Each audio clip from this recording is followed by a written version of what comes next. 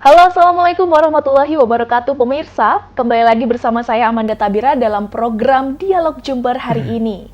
Seperti yang kita ketahui bersama bahwasannya desa merupakan akar atau asal identitas kebudayaan di Indonesia. Di Kabupaten Jember sendiri memiliki sejumlah kebudayaan yang lahir dari desa-desa yang hingga saat ini masih terus dilestarikan. Baik, spesial episode kali ini, Dialog Jember mengundang Daya Desa Klungkung, yang dimana bahwa Desa Klungkung telah ditetapkan oleh Ditjen Kebudayaan Kementerian Pendidikan Kebudayaan Riset dan Teknologi Republik Indonesia sebagai Desa Budaya. Baik, sudah hadir bersama saya pada hari ini yaitu Mas Nanang selaku Daya Desa Klungkung. Ya. Halo, Assalamualaikum warahmatullahi wabarakatuh, Mas Nanang. Apa kabar hari ini? Ya, selamat pagi. Ya, selamat pagi. Sehat selalu, Mbak. Alhamdulillah sehat ya. Ya. Terima kasih banyak Mas Nanang sudah berkenan hadir bersama kami dalam program Dialog Jember hari ini. Baik pemirsa, jadi Mas Nanang ini merupakan Daya Desa Klungkung. Nah, menarik nih, Daya Desa Klungkung ini seperti apa Mas Daya ini? Ya, Daya Desa itu sebenarnya adalah pendamping kebudayaan gitu ya. Nah, daya itu adalah kekuatan, desa adalah sebuah wilayah gitu. Jadi sebuah wilayah yang penuh dengan kekuatan kebudayaan. Mungkin seperti itu kalau bisa saya artikan. Gitu. Jadi memang kekuatan power ya dari power desa dari desanya tersebut sendiri ya, melalui haluan kebudayaan gitu. Oke. Kalau berbicara dari personal Mas Nanang sendiri nih Mas, bisa diceritakan bagaimana bisa menjadi seorang daya di Desa Klungkung? Oke. Jadi awalnya perkenalan saya dengan Desa Klungkung ya, di tahun 2019 itu saya masih di pendamping konselor adiksi, masih di Kemensos gitu. Nah, ketika saya sering ke Klungkung, saya bertemu dengan banyak petani di situ, saya ketemu dengan masyarakat di situ, kita ngobrol-ngobrol tentang masalah kultur sosial di situ, gitu, tentang kebudayaan yang ada di situ gitu. Jadi secara nggak langsung saya melakukan observasi ya di Desa Klungkung tersebut gitu. Nah, ternyata di tahun 2021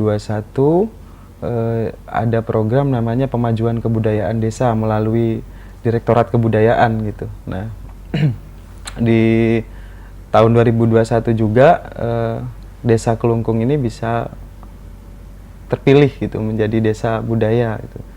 Karena banyak banyak ekosistem kebudayaan di situ.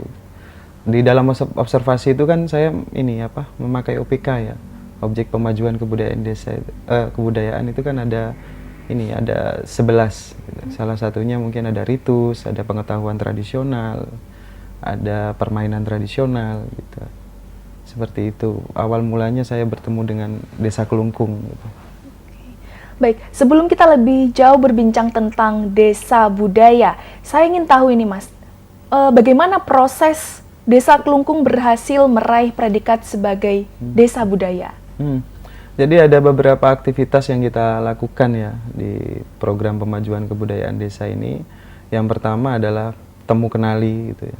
Proses temu kenali ini sebenarnya adalah penyelamatan, langkah-langkah penyelamatan gitu. Jadi kita ada 3 tahun itu pendampingan, ada 3 tahun milestone itu. Di tahun pertama adalah temu kenali desaku itu kita identifikasi dan verifikasi gitu, dan sekaligus validasi. Jadi di output di temu kenali itu kita melakukan aktivitas peta partisipatif. Peta partisipatif. Nah, peta partisipatif itu kenapa kita namakan peta partisipatif? Karena melibatkan masyarakat, melibatkan tokoh budaya, gitu, pemuda, kasun, gitu. Nah, di dalam peta partisipatif itu kita bedah tuh setiap dusunnya, gitu, menggunakan trilogi. Misalkan di Klungkung itu kan ada 3 dusun ya, ada dusun Mojan, ada dusun Kerajaan dan Gendir. Misal di dusun Mojan ini kita menggunakan trilogi alam, budaya dan ekonomi kreatif, gitu. Nah, termasuk juga di dusun Kerajaan gitu. Nah, kita petakan bareng, misalkan di dusun Mojan nih, di dusun Mojan ini ada ekonomi kreatif apa aja gitu. Oh, ada pengrajin arang di situ. Di situ juga ada pengrajin tape, pembuat tape gitu. Terusan ada sumber mata air, terusan ada ludruk, ada pencak silat gitu. Nah, itu kita tulis menggunakan ini apa namanya, di peta itu kita tulis gitu di wilayah sebelah mana gitu. Nah, dari keseluruhan itu kita bikin foto dan video narasi gitu. Jadi di salah satu output di kegiatan pertama itu, di tahun pertama itu adalah itu sebagai langkah penyelamatan gitu. Nah, setelah itu baru kita naik ke tahap pengembangan. Di tahap pengembangan ini kita sudah menjalin relasi dengan Pemkab, dengan NGO gitu, dengan universitas gitu. Jadi kedepannya harapnya dengan pengembangan ini banyak yang bisa dilakukan gitu. Misalkan pemajuan dari masyarakat dari bidang ekonomi gitu. Terusan ada banyak dari universitas melakukan penelitian di desa gitu.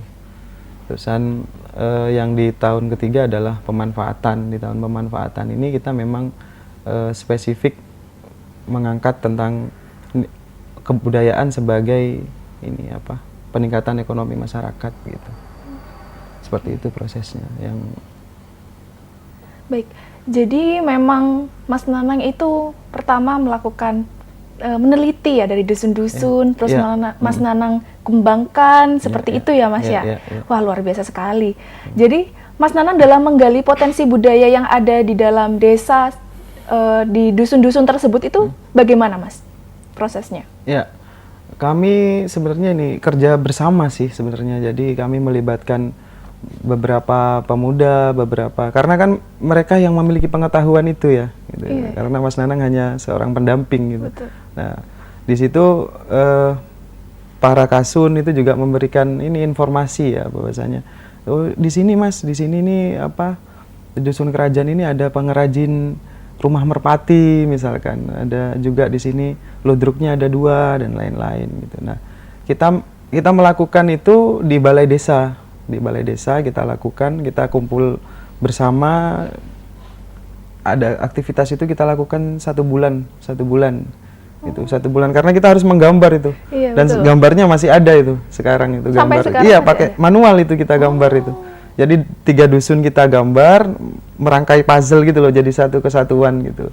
Jadi dari itu kita bikin travel pattern gitu. Jadi kalau kita ke Kelungkung mau kemana dulu nih gitu. Jadi bentuknya 2 dimensi atau 3 dimensi nantinya kayak gitu. Kayak kita bisa melihat peta ya? Ya, kita bisa peta. Roadmap-nya jelas gitu. Itu salah satu output di tahun pertama. Nah, dari semua potensi yang ada itu, di Kelungkung itu ada 17 potensi. Ada 17 potensi gitu. Nah, bagaimana sih nanti endingnya ini dari potensi-potensi ini semua gitu. Makanya kita ada rencana aksi namanya di tahun pertama itu. Rencana aksi ini kita bikin festival kebudayaan desa gitu.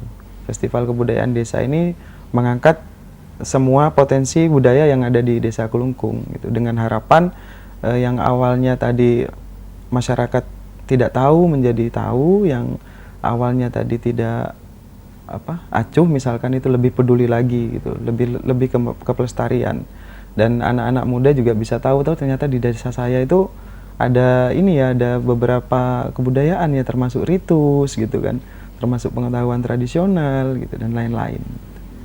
Itu di tahun pertama kita bikin pekan kebudayaan desa itu.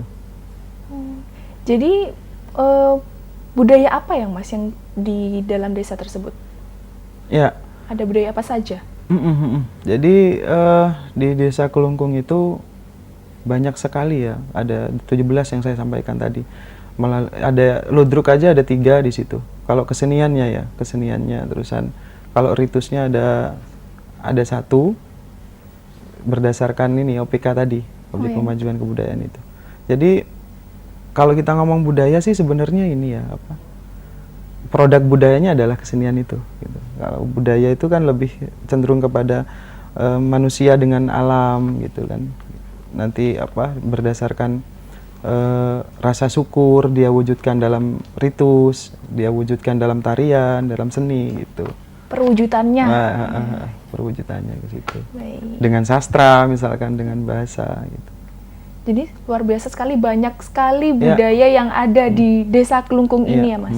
Sebentar Mas, kalau membahas tentang yang tadi pengembangan potensi. Saya ingin tahu Mas, manfaat sendiri dari pengembangan potensi budaya yang dari program desa budaya ini bagaimana? Ya. Jadi kan di tahun kedua itu kita harus menentukan ide pokok tuh. Ide pokok dari 17 potensi itu mana yang mau kita angkat gitu kan. Jadi kita angkat ide pokoknya, nanti ekosistem yang lain juga akan mengikuti.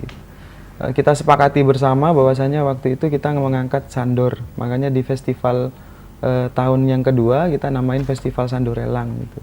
Nah, dengan harapan Sandor ini juga menjadi apa ya, mercusuar gitu loh, sebagai ini dengan ekosistem yang lain. Banyak nanti yang satu jelas adalah pemajuan SDM-nya ya, karena dengan adanya festival tadi kan banyak dikenal, mulai banyak dikenal, dan produk-produk budayanya juga sudah mulai tercipta, seperti mulai dari wastranya, pakaiannya, terusan dari produk olahan pangannya dan lain-lain. Saya rasa memang nanti arahnya ke peningkatan ekonomi masyarakat gitu melalui bidang budaya gitu.